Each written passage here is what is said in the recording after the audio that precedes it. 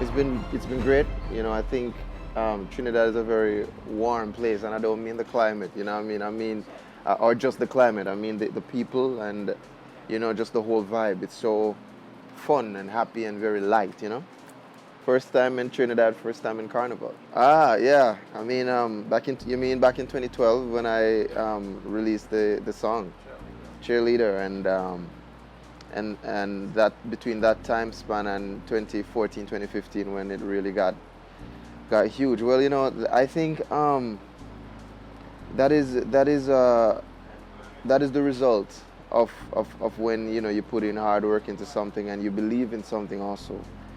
So it's not just putting a product out there, but it's also believing in it and working at it, and nurturing it, because it takes a lot,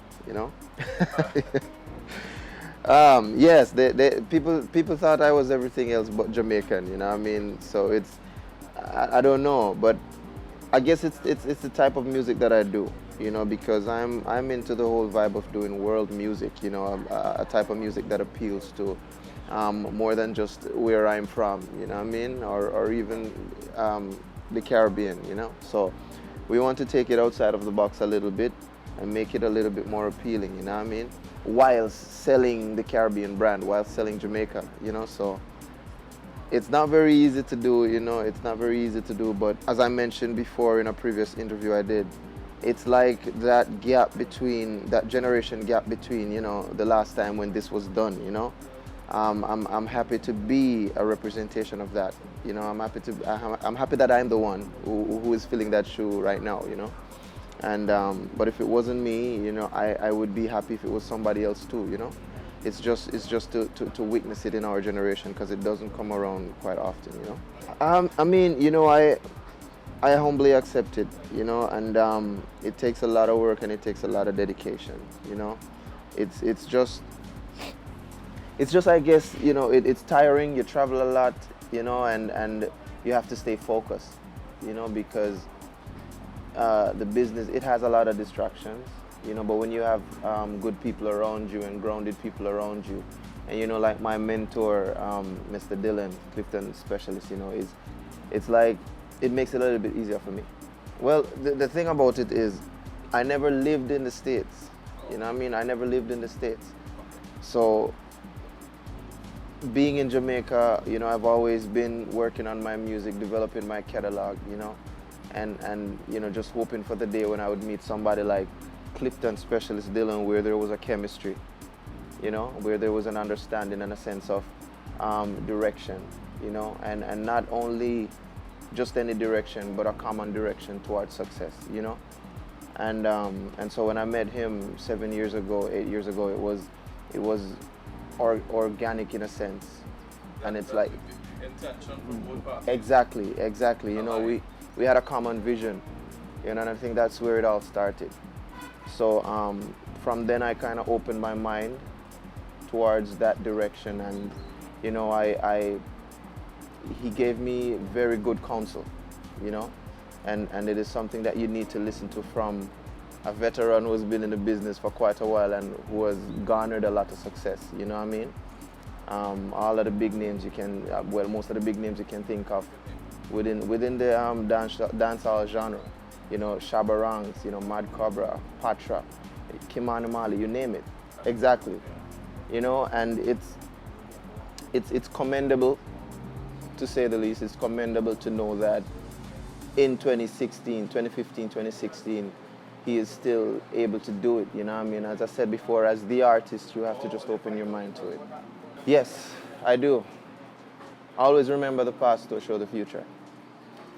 And this simply means that if you don't remember where you're coming from, then you have no clue where you're going, because you won't be able to make that difference, to differentiate, so bearing that philosophy in mind, it has taken me through a lot of different aspects of my life, and this is a journey that I wouldn't trade for the world, Well, most definitely, quite a few nominations, and as I always say, like, for me,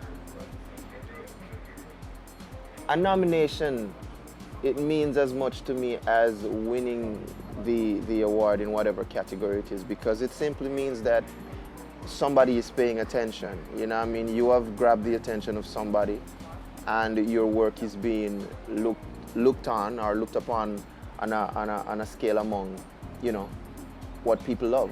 You know, so for me, it is as good as, you know, actually winning the category. You know, so I've had a few nominations. I've, you know, performed at major events, on major shows. You know, made appearances on major talk shows. Met a lot of interesting people, a lot of legends, you know. So it's like being in the presence of these people and being involved in all of this. It has somewhat motivated me to go further, you know, and shows me that we are doing something right, you know. Well, specifically 2016, what we want to do is we want to promote the album some more. You know, because we released the album Me For You in 2016, October. In 2015, October last year. So we're looking forward to doing a lot more promotions on the album, and that I think that will come through a lot of promotional tours and a lot of full concerts, live concerts with a full band and everything, you know. So we're looking forward to doing like more tours with the album and more collaborations, you know, and I think that will propel us to the next level. It has, but you know, self-control, I've always tried to make self-control one of my attributes, or most valued attribute, you know what I mean? Self-control is very important in a business like this. Exactly, and if you're not, then it could be to your detriment. It could be to your detriment, you know what I mean? Or the detriment of your career, so to speak. You know, so it is something that you have to manage very carefully, and you have to exude a lot of discipline, you know. And it's good when you have the right people around you, as I mentioned before. You know, I've been asked this question in several interviews, like, what advice would you give to people who want to excel in this business, or young people who want to get started in this business? And the advice I always give is seek the right advice from the right people, you know. Because that's what I did. You know, I don't know everything to tell you right now as a young person, but there is somebody else who does, you know. It is a gut feeling you should be able to have, or else you're in the wrong business. You know, it is a gut feeling. You should be able to know and differentiate when somebody's telling you something that is credible and when it's not, you know. What am I afraid of? Heights. Ironically, because we hope to go to higher and higher heights, you know, but if we're talking about the literal heights, I'm afraid of heights, you know. Ironically, because I have to fly everywhere, you know. OMG moments. As you mentioned before, I've had quite a few, you know.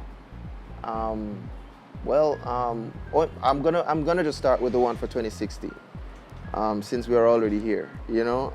The song Hula Hoop, the second single, just been nominated platinum in 3 different countries. So that was kind of an OMG moment for me. So it's like a beautiful start to a brand new year already, you know. You know, it's I always like to commend the team, because this is not a one-man band, you know what I mean? It's not a one-man army. I always like to commend the team, you know, Clifton Specialist Dylan, Errol Smith, the UFA Media team, the Columbia team, the Ultra team, Sony, you know, just everybody involved in making this a possibility.